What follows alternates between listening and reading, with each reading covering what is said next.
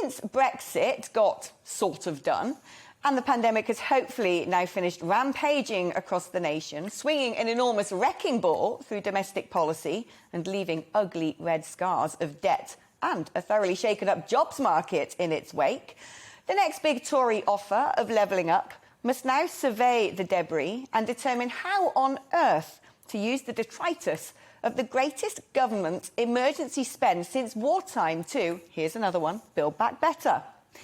If you were playing conference bingo, levelling up, Build Back Better and, of course, Red Wall would be fairly safe bets. Having inherited a slew of disowned old Labour voters, the so-called left behinds, who had faced decades of wage compression while watching their once-beloved communities slip through their fingers with the sands of time, Team Boris knows exactly what to say to continue to court the favour of this new tranche of support, vital to cling on to any future right-wing hegemony. Higher wages, lower cost of living, no more champagne socialism presiding over Woolworths becoming a Polski sklep, better schools so their kids can go to better universities, home ownership, dignity in old age, social mobility and, above all, respect. No more idiot Brexiteers who didn't know what they were voting for. In terms of lip service, Boris and co are well placed.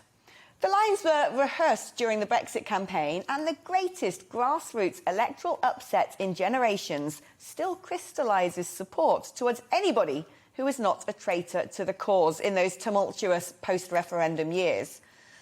And despite those lines coming from an old Etonian, whose middle name is De Pfeffel, who splutters over common vernacular with a bumbling stutter as if his voice were only accustomed to oratory in ancient Greek, well, he's so far managed to keep the penny-pinched population peculiarly patient in a sort of post-plebiscite pause. The pandemic got in the way of things, somewhat, but now is the new dawn. But Boris has a lot to do if he's going to maintain their approval and continue to support their badge of honour and not be reduced to, well, he's just like the other lot. And so far, well, things aren't looking too bright. Petrol prices soaring, universal credit top-ups being scrapped, all the schemes to keep the housing market afloat during the pandemic turned out to be cushy for those wanting leafy second homes in the countryside and for the developers, but less so for cash-strapped renters.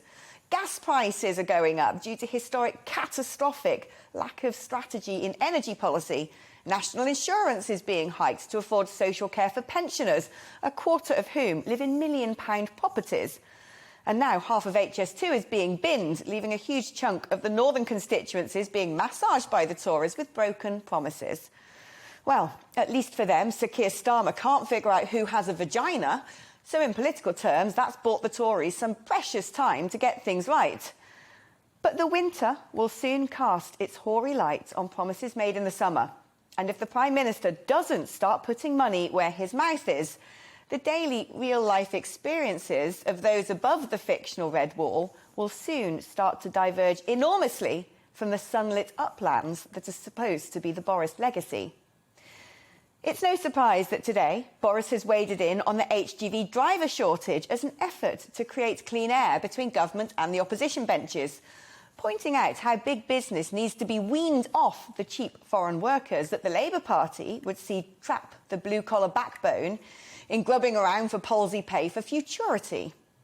But in the short term, there'll be a lot of scrabbling to keep beer fizzy, petrol pumping and pigs in blankets, as the reality of headache-inducing sums in family balance books will see the realpolitik of home economics begin to crash down just as days are getting colder and nights longer and Christmas stockings beg to be filled.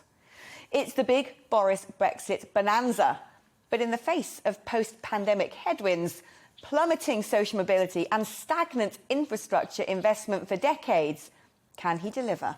Today, we need to talk about levelling up.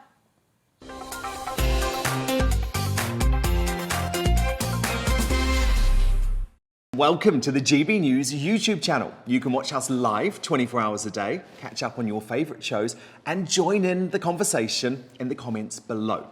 Don't forget to subscribe and you'll never miss any of our exclusive content.